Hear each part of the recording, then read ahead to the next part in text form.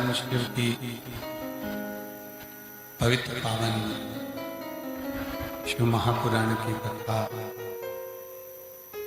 श्रवण करने का सौभाग्य आप और हमको प्राप्त हुआ। एक निवेदन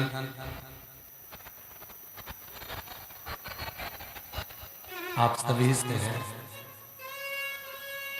एक थोड़ा सा निवेदन।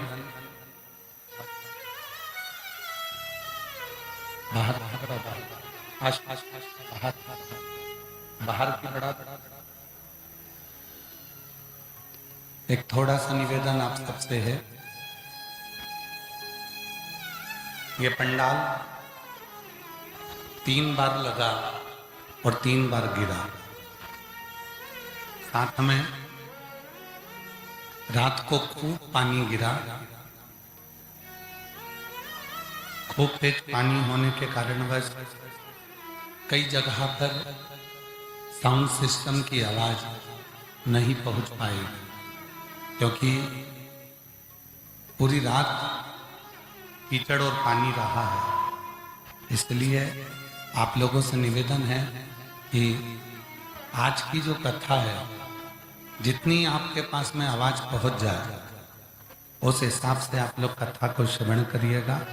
हम भी साउंड वाले भैया को कहेंगे कि बाहर की जो आवाज है उसको कैसे भी थोड़ा खोलकर जनमानस तक वो आवाज थोड़ी पहुंचे, क्योंकि रात को खूब पानी था। इसलिए हो सकता है कि आज का साउंड सिस्टम की आवाज आप लोगों तक नहीं पहुंच पाए। इसलिए कृपया निवेदन है कि बहुत शांति से थोड़ी बहुत आवाज भी अगर आपके कानों में पहुंचे तो आप उसको श्रवण करें। और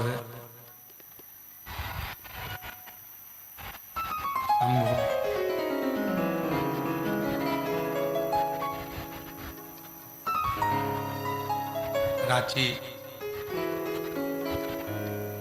की ये पवित्र भूमि, जहां आशीष 2 चोंगे इधर कर दो, चोंगे हुन लगा दो, चोंगे लगा दो के बाद 2 2 4 4।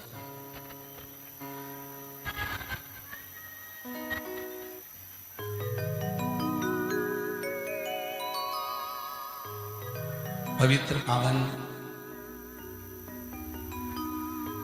चालू होगा, चिंता ना करें, थोड़ा समय लगेगा।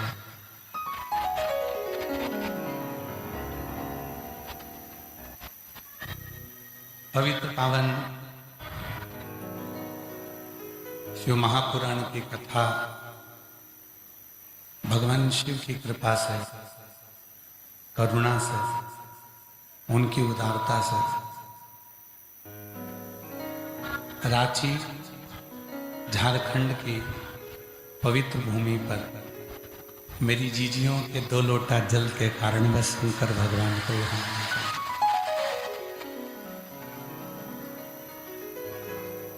और आप लोगों ने जो 2 लोटा जल चढ़ाया, शिव जी ने वो जल कल पूरा कर दिया, तुम लोगों पे चढ़ा। ये पवित्र पावन शिव महापुराण की कथा श्री शिवाला सेवा समिति, जिसने इस कथा का दिव्य आयोजित किया, एक बार जोरदार ताली बजाओ श्री शिवाला सेवा समिति के लिए। मुख्य यजमान श्री विवेक कुमार, श्रीमती विनीता कुमारी, श्री रितेश कुमार, डॉक्टर राहुल कुमार, श्री कौशल किशोर सिंह, रमेश सिंह, श्री नीरज।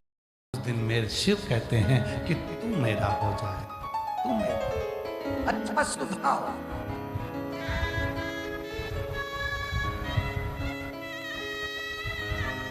और हम अपना अच्छा स्वभाव कहां बनाते हैं?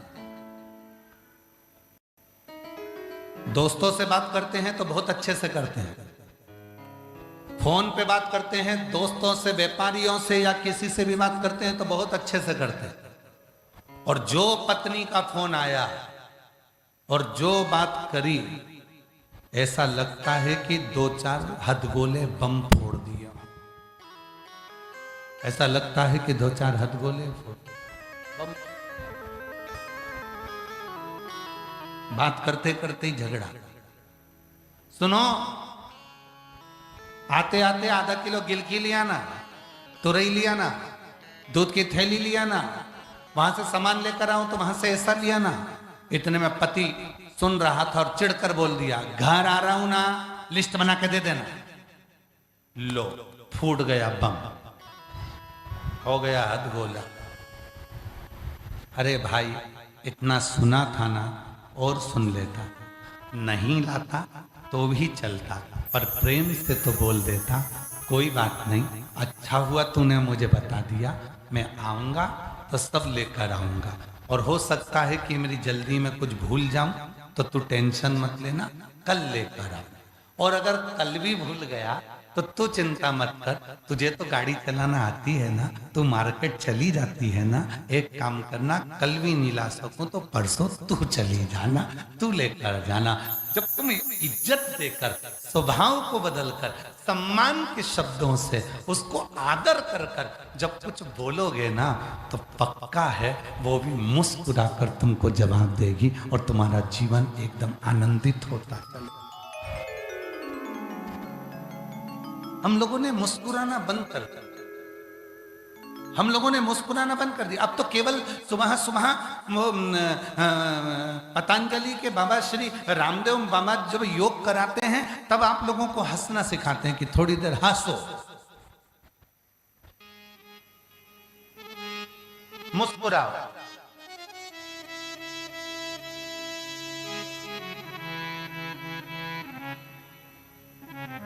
और क्या करे भारत का संत, और क्या करे भारत का साधु, वो आपको मुस्कुराना तो सिखा रहा है, हंसना तो सिखा रहा है कि अभी हंसो, मुस्कुराओ। ये जीवन मिला है। मेरे शंकर भगवान के प्रत्येक स्वरूप का दर्शन करिए, मेरे शिव जी के प्रत्येक स्वरूप का दर्शन करिए। शायद 33 कोटि देवता में किसी देवी ने जितने क्वेश्चन नहीं करे, 33 कोटि देवता में किसी देवी ने अपने पति से कितने प्रश्न नहीं करे, उससे 1000 गुना ज्यादा प्रश्न भगवान शंकर की पार्वती जी ने, माता सती ने, उमा ने, कात्यायनी ने, कुष्मांडा ने, स्कंदा ने, माता पार्वती जी ने अपने पति से रोज हजारों प्रश्न करे हैं, और उस प्रश्न का उत्तर स्वयं शिव ने मुस्कुरा कर दिया।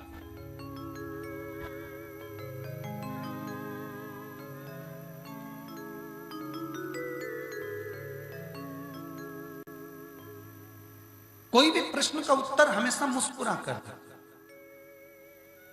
हजारों प्रश्न माता पार्वती जी ने करे और शिव जी ने सारे प्रश्नों का उत्तर मुस्कुरा कर।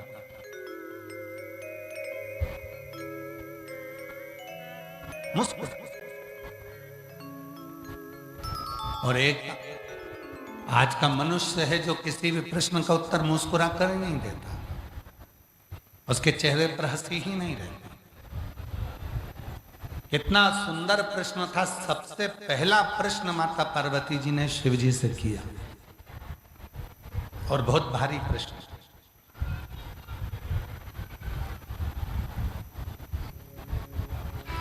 पार्वती जी ने शंकर भगवान से एक प्रश्न किया, हीन और दीन, ये 2 शब्द,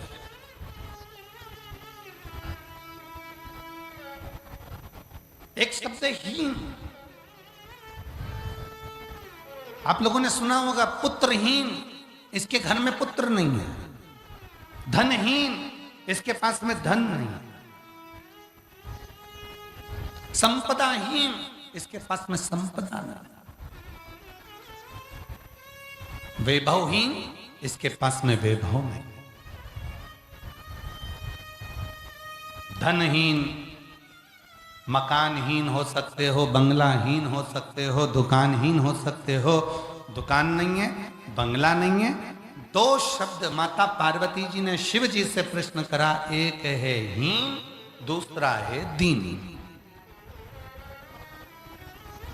पुत्रहीन मतलब पुत्र नहीं, संतानहीन मतलब संतान नहीं है, धनहीन मतलब धन नहीं, वैभवहीन मतलब वैभव नहीं। तो पार्वती जी ने एक प्रश्न करा कि हीन और दीन ये दो शब्द हैं, इन दो शब्दों में आप मुझे ये समझाएं कि सबसे प्रबल शब्द कौन सा,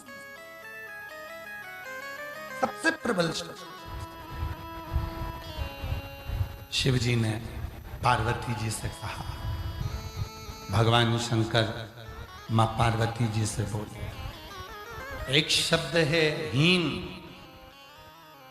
पुत्रहीन, धनहीन, वैभवहीन, मेरे पास में ये कुछ भी नहीं। तो शंकर भगवान मुस्कुराकर उत्तर देते हैं पार्वती को, सुनो पार्वती, दो शब्द हैं, एक हीन मतलब नहीं है और दूसरा है दीन। दीन का मतलब होता है कि मेरी शरणागति ग्रहण कर लेना। पार्वती, जो मेरे मंदिर में आकर, मेरे शिवालय में आकर एक लोटा जल जो समर्पित करता है, पार्वती मैं उसको दीन जानकर उसके दुखों को अपना बना लेता हूं और उसको जिंदगी में कभी हीन नहीं होने देता, उसकी जिंदगी को मैं संपदावान, उसको मैं कभी जिंदगी में फिर हीन नहीं होने देता, फिर मैं देना चालू करता। एक पत्र है, अच्छा है, देखिए, रिया ओझा जमशेदपुर टाटानगर से आई हैं, कहीं बैठी हो तो हाथ हिला सकती हैं। रिया ओझा कहीं बैठी हैं तो हाथ हिलाएं। रिया ओझा अगर कहीं बैठी हो तो हाथ हिला सकती हैं, रिया ओझा। और अगर कहीं बैठी हो तो आ सकती हैं बेलपत्र लेने के लिए। रिया ओझा जमशेदपुर टाटानगर से हैं। मेरा मोबाइल नंबर ये है, गुरुदेव, एलईडी पर पत्र चल रहा है, हाँ ठीक। गुरुदेव, मैं बाबा का कृपा का क्या बखान करूं, बाबा ने तो मेरे असंभव काम को भी संभव कर दिखाया। गुरुदेव, मेरी शादी को 5 साल हो गया था, डॉक्टर ने बोल दिया था तुम कभी मां नहीं बन पाओगी। फिर मैं जमशेदपुर में जब शिव महापुराण की कथा हुई, तब मैं किसी के कहने पर कथा के पंडाल में पहुंच गई और कथा सुनने के लिए बैठ गई। वहां पर जितनी मेरी बहनें आई थी, सब एक ही बात कर रही थी कि तू चिंता मत कर, कथा सुनकर जब यहां से जाए तो यहां की मिट्टी को अपने पेट पर, गर्भ पर लगाकर जाना, बाबा तुझे औलाद जरूर देगा। गुरुदेव, 7 दिन पंडाल में बैठकर कथा सुनी, बाबा की ऐसी कृपा हुई कि अगले 3 महीने के बाद पता चला कि मैं मां बनने वाली हूं। और बाबा की कृपा से 18/11/2024 को मेरे घर में बेटे ने जन्म लिया। अब मैं बाबा को प्रणाम करने के लिए यहाँ आई हूँ। मेरा नाम रिया ओझा, जमशेदपुर टाटा से आई हूँ। मेरा मोबाइल नंबर ये है। अब पत्र में लिखा, डॉक्टर ने बोल दिया था कि तुम कभी मां नहीं बन सकती, तुम कभी मां नहीं बन सकती, डॉक्टर बोल दिया। विश्वास, भरोसा, दृढ़ता। शिव महापुराण की कथा में पार्वती जी ने पहला प्रश्न यही किया कि हीन में और दीन में क्या अंतर है। शिव जी कहते हैं हीन, कोई पुत्रहीन हो सकता है, कोई संतानहीन हो सकता है, कोई धनहीन हो सकता है, कोई वैभवहीन हो सकता है। उनके पास में वैभव नहीं होगा, धन नहीं होगा, संतान नहीं होगी। पर पार्वती जो मेरे शिवालय में आकर एक लोटा जल चढ़ाना प्रारंभ करते हैं, जो मुझे भजना प्रारंभ करते हैं, फिर वो मैं उसको दीन समझने लगता हूं। दीन का मतलब होता है मेरा अपना, दीन का मतलब होता है जिसने सर्वस्व मुझ पर छोड़ दिया हो। पार्वती फिर वो दीन में उसको जानकर किसी भी तरह से उसको हीन नहीं रहने देता। फिर उसको जो दुख होता है उस दुख को मैं समाप्त कर कर रहता हूँ और उसकी गोदी भर कर रहता हूँ। ये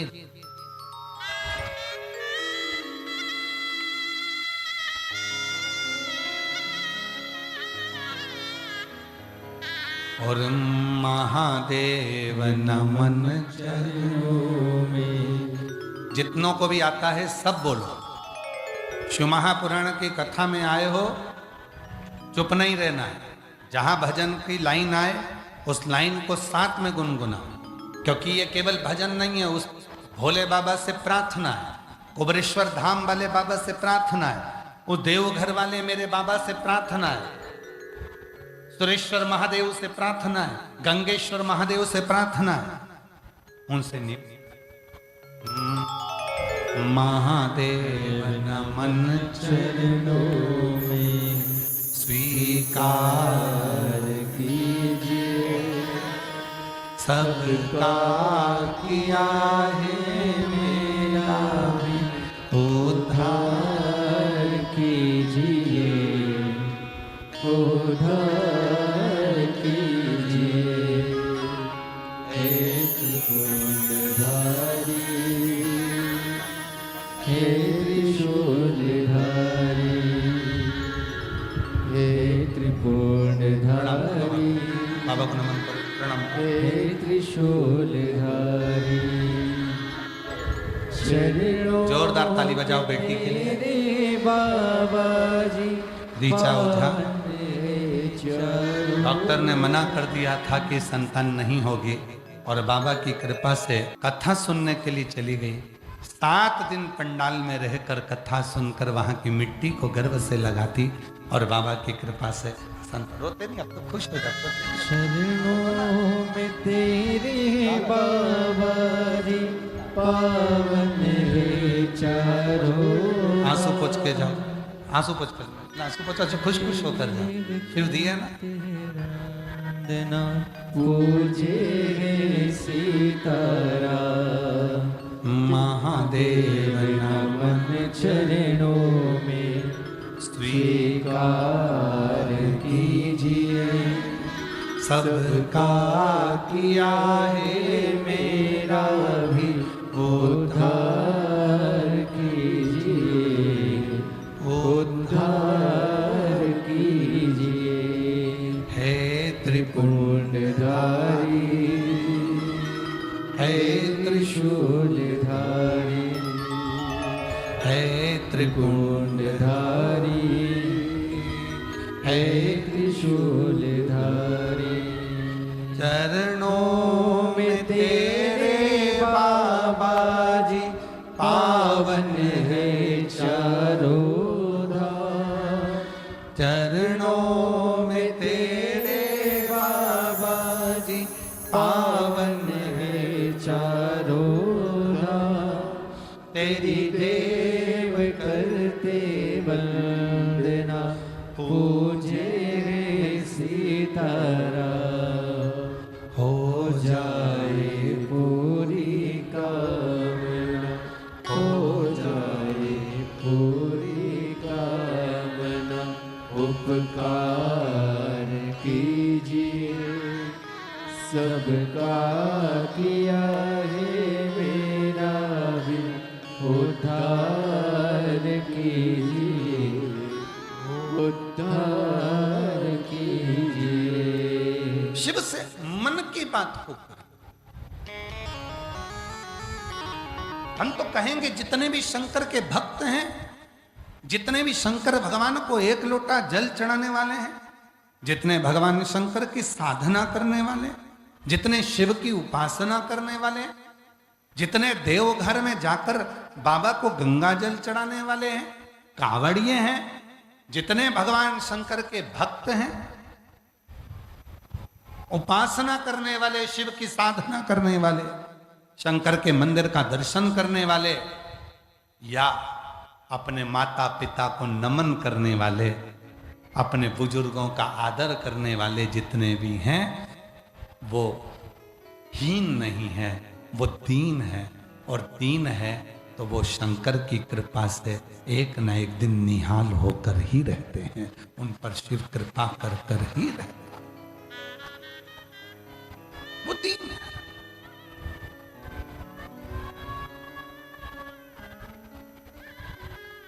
कितनी सुंदर बात कही।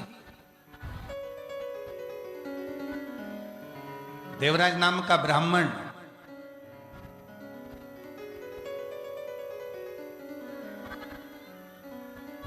जो कभी शंकर के मंदिर नहीं गया, कभी शिवालय नहीं गया, कभी देवालय नहीं गया, जिसने शंकर भगवान पर कभी एक लोटा जल नहीं चढ़ा,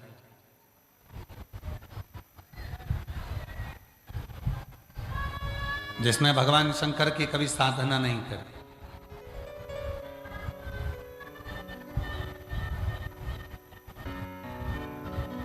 जो शिव के मंदिर ही नहीं गया, जो शिव साधना में लगा ही नहीं, ब्राह्मण होने के बाद भी चोरी करता है।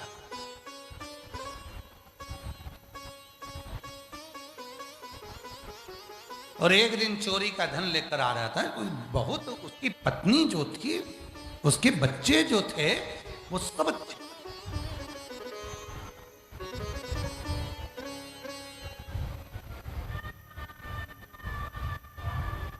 संसार का कोई बेटा अपने बाप से कभी नहीं कहता कि पापा मुझे चोरी कर कर मोबाइल ला कर देना। संसार की कोई पत्नी अपने पति से यह नहीं कहती कि मुझे चोरी कर कर धन ला कर देना। पत्नी कहती है कि तुमसे विवाह हुआ है, बस मेरा पेट भर देना, भूखी ना रहूं, बच्चे भूखे ना रहें, परिवार में सब सुख हो। पत्नी कभी ये नहीं कहती कि तुम चोरी कर कर लाना, कि डाका डाल कर लाना, कि कहीं से लूट कर लाना। है कोई पत्नी? कभी सुना है तुमने कि किसी पत्नी ने अपने पति से कहा है कि चोरी कर कर लेकर आओ, डाका डाल कर लेकर आओ? बच्चों ने कहा हो कि पापा मुझे अच्छे स्कूल में पढ़ाना है तो मुझे तुम चोरी कर कर लेके आना, डाका डाल कर लेकर आना? ना कभी कोई बच्चे अपने पिता से कहते हैं कि चोरी करो, और ना कोई पत्नी अपने पति से कहती है कि चोरी करो। क्यों? क्योंकि उसको मालूम है व्यक्ति को अपने कर्म का दंड भोगना पड़ता, उसको मालूम।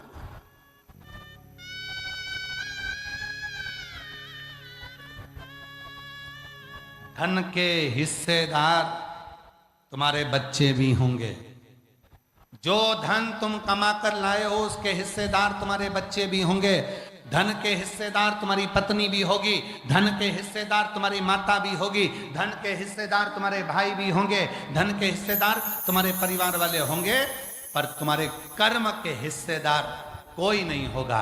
अगर तुमने गलत तरीके से कमाया है तो उसका भोग तो तुमको भोगना पड़ेगा। तब मरने के बाद जब यमलोक जाओगे तो यमराज कहेगा कि तुझे भोगना है, तो तुम कहोगे मैंने तो अपनी पत्नी के लिए चुराया था, मैंने तो अपनी पत्नी के लिए गलत काम किया था, मैंने अपने बच्चों को पढ़ाने के लिए गलत काम किया था। इतने में तुरंत धर्मराज कहेंगे तेरे बच्चों ने नहीं कहा था कि तू चोरी कर, तेरी पत्नी ने नहीं कहा था कि तू चोरी कर, तूने करी, इसलिए कर्म का दंड भी तू भोग, कोई दूसरा नहीं।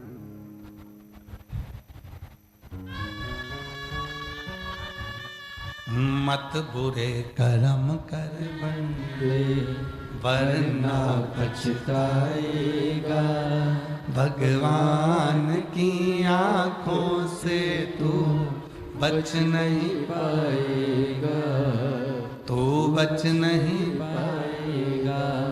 अरे ओ अज्ञानी मत कर नादानी, तुम्हारे कर्म का भोग तुम्हें भोगना है, तुम्हारे कर्म का दंड तुमको पाना है, तुम्हारे कर्म का भोग तुमको देखना है, कोई दूसरा नहीं भोगेगा, तुमको भोगना है। हम फिर निवेदन करें, अपने को छींक आई है तो छींकना अपने को पड़ेगा, अपने को खांसी आई है तो खांसना अपने को पड़ेगा, अपने को पेट में दर्द हुआ है तो दवाई अपने को खाना पड़ेगी, और अपने किए गए कर्म का भोग भी अपन को ही भोगना पड़ेगा, कोई दूसरा नहीं भोगेगा।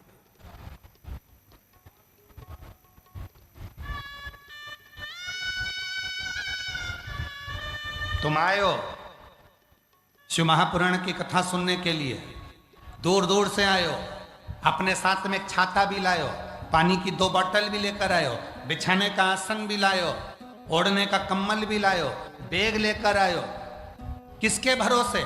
तुमने सोचा मैं जाऊंगी, मेरे बाबा के चरणों में बैठकर कथा सुनूंगी, वहां की मिट्टी को आरती होने के बाद, जैसे ही 5 बजे आरती होगी, आरती होने के बाद वहां की रज को मैं नमन कर कर अपने शरीर पर लगाऊंगी, उससे विनय करूंगी, भोला सब दुख काट दे मेरा भोलेनाथ, बहुत दुखी हूँ, मेरे जीवन के सारे कष्टों को तू मिटा दे मेरे शंकर। मैंने सुना है ब्रह्मा ब्रह्म लोक में रहते हैं, भगवान विष्णु बैकुंठ लोक में रहते हैं, इंद्र लोक में रहते हैं। मैंने सुना है शिव तुम तो पृथ्वी लोक में रहते हो, तो तुम ही तो मेरा दुख मिटाओगे। इसलिए मेरे बाबा मैं आपकी रज को, मिट्टी को, यहाँ की धूल को मैं नमन करती हूँ कि मेरा दुख तुम मिटाओ। आए हैं बहुत सारे, मेरी जीजियां, मेरे जीजा, मेरी बेटियां, मेरे बेटा, मेरे बुजुर्ग माँ बाप, ना जाने कितने कितने इतने। रांची की भूमि पर हमने नहीं सोचा था कि पहले दिन तुम पंडालों में भरे मिलोगे, और तुम सबको मालूम था कि पंडाल उड़ चुके हैं, तुम सबको मालूम था कि रात को खूब पानी गिरा, उसके बाद भी तुम लाखों की संख्या में पूरे पंडालों में भरे पड़े हो। तो कहीं ना कहीं तुम मेरे बाबा से, अपने पिता से बात करने के लिए आए हो कि भोला सब दुख काटो माँ, ओ भोला सब दुख काटो माँ। बाबा से अपने मन की बात कहने आए हो कि मेरा दुख, मेरा भीतर की जो कष्ट है, मेरे भीतर का जो तकलीफ है वो मिट जाए। एक पत्र है, उस पत्र में उस बहन ने क्या लिखा है?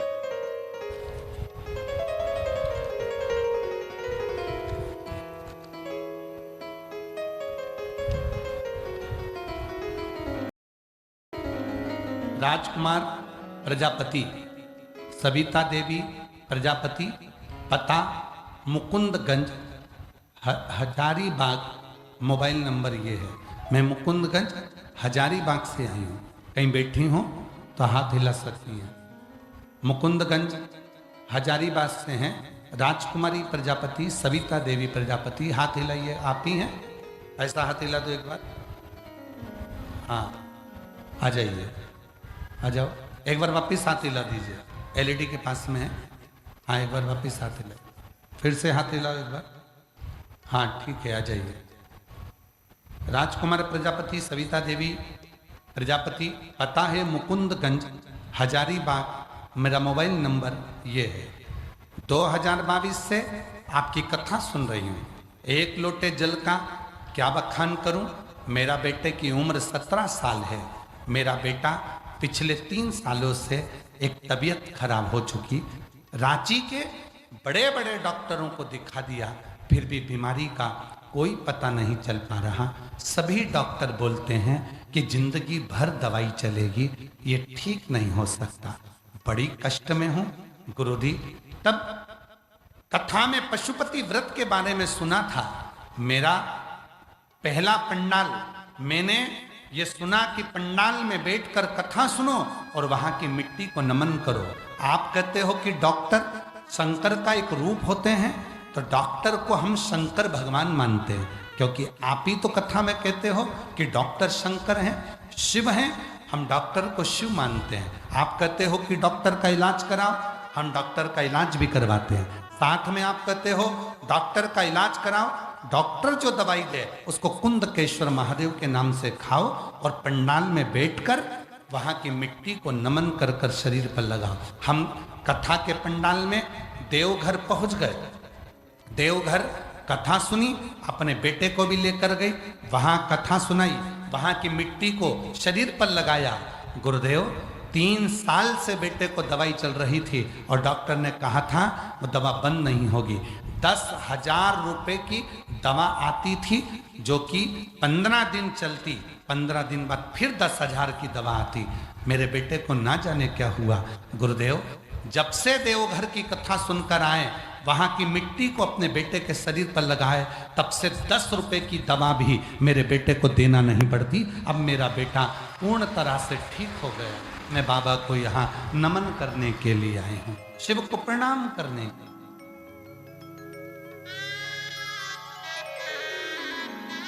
उससे कहो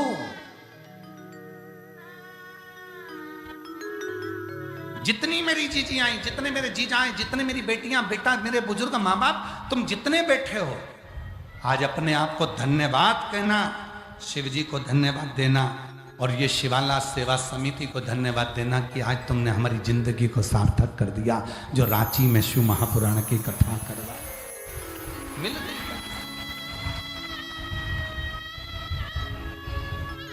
साधु का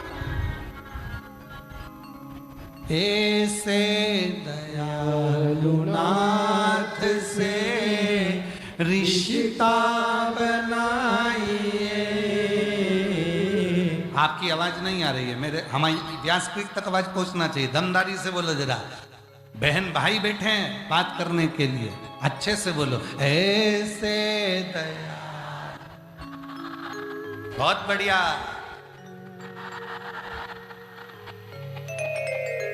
मिलता रहेगा आपको जो कुछ भी चाहिए,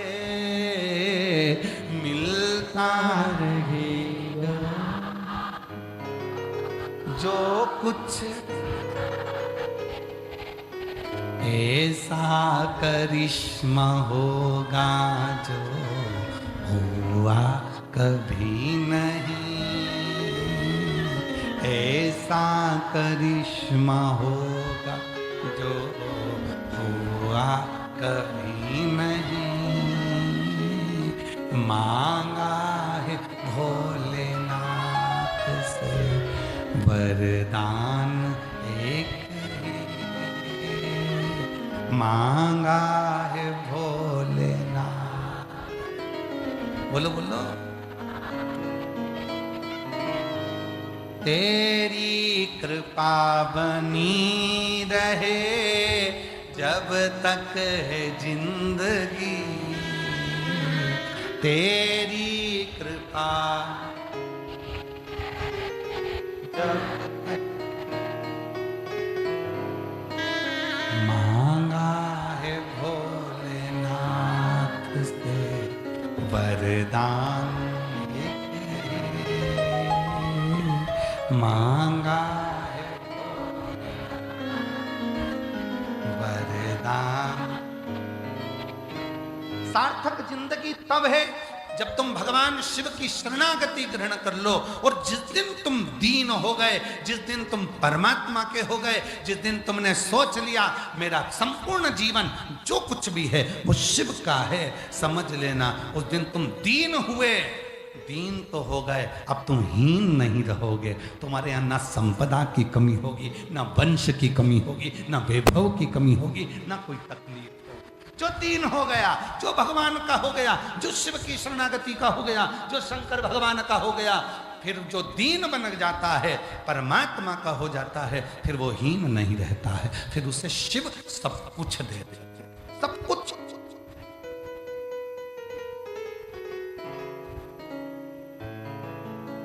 भस्मासुर की कथा क्या कहती है?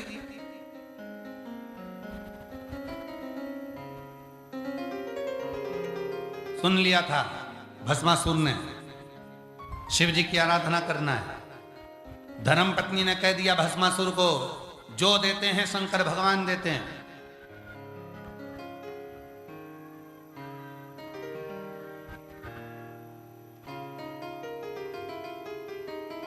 धर्मपत्नी ने कह दिया कि जो देते हैं शिव देते हैं।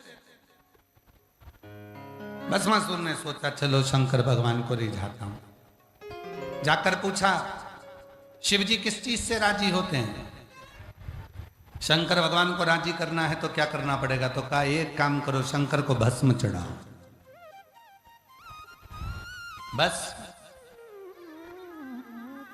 भस्मासुर ने शंकर भगवान को भस्म चढ़ाना प्रारंभ करी। एक नियम लिया, रोज ताजी मुर्दा की भस्म शिव को चढ़ाऊंगा। शमशान की भस्म लाता, चढ़ा देता। 1-2 साल निकल गए चढ़ाते चढ़ाते। एक दिन ऐसा हुआ कि शमशान में कोई मुर्दा ही नहीं आया। अब भस्म किसकी लूं, टेंशन में हो गया। घर गया, भोजन नहीं किया। पत्नी ने पूछा तुम भोजन क्यों नहीं करते? कि शमशान में मुर्दा नहीं आया तो शंकर को भस्म क्या चढ़ाऊं, मुर्दा ही नहीं है। हाँ, तो पत्नी बोलने लगी और कहीं से लिया, दूसरे शमशान गया, वहां से लाया। अब जाते जाते कई दिन निकल गए, उस शमशान में भी मुर्दा नहीं मिला। फिर और कहीं गया, फिर और कहीं गया, फिर तीसरी जगह गया, फिर चौथी जगह गया। हर जगह घूम घूम कर थक गया, पर भस्म उसको मिलना खत्म हो गई। अब पत्नी ने कहा क्या करोगे? तब पत्नी से पति ने कहा तू बता क्या करूं? तो कहा शिव जी से जाकर वर मांगो कि मुझे ऐसा वर दे दो कि मेरी खुद की भस्म की फैक्ट्री चालू करवा दो। भस्म की फैक्ट्री? हाँ, कब तक ढूंढोगे भस्म? भस्मासुर गया भगवान भोलेनाथ जी के पास। बाबा प्रसन्न हो गए, मांग क्या चाहिए? मेरी खुद की फैक्ट्री चालू करवाओ। शिव जी ने कहा क्या चाहिए? कि भस्म की फैक्ट्री। शिव जी बोले ऐसी कौन सी फैक्ट्री होती है जिसमें भस्म तैयार होती है? भस्मासुर ने कहा मुझे ऐसा वर दे दो, मैं जिस पे हाथ रखूं वही भस्म, जैसे ही भस्म होगा ताजी ताजी भस्म लाके तुम्हें चढ़ा दूं। शंकर भगवान ने बोला तो चतुर है, इसकी खुद की फैक्ट्री हो जाएगी तो फिर इसको टेंशन भी नहीं रहेगी। जा, तुझे वर देता हूं, जिस पे हाथ रखेगा वही भस्म। दौड़कर घर गया, धर्म पत्नी से कहा मेरी खुद की फैक्ट्री चालू हो गई, जिस पे हाथ रखूंगा वो भस्म हो जाएगा। पति ने कहा पत्नी से पहली बार तू मेरी पत्नी ऐसी है जिसने मुझे शंकर जी से वर दिलवा दिया। आज मेरा मन कर रहा है तुझे गले लगाने का। पत्नी भाग गई। पत्नी ने कहा छूना नहीं,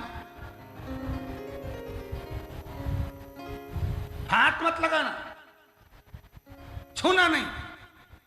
पति बोला कि तू मेरी पत्नी है, मैं तुझे छू सकता हूं? नहीं नहीं, छूना नहीं, मुझे मत छू।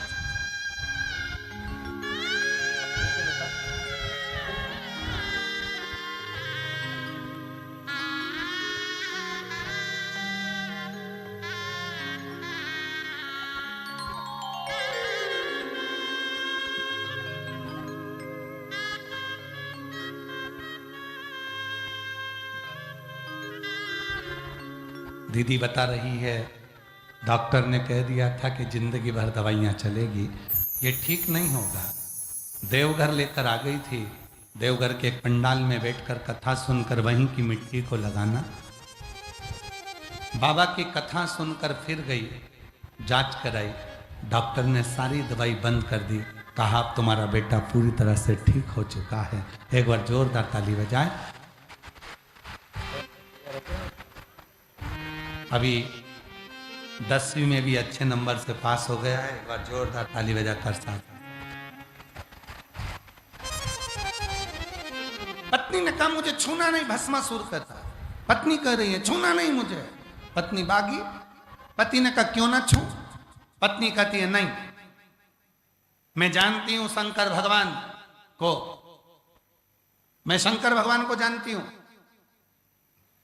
उन्होंने तुम्हें झूठा वरदान दिया होगा।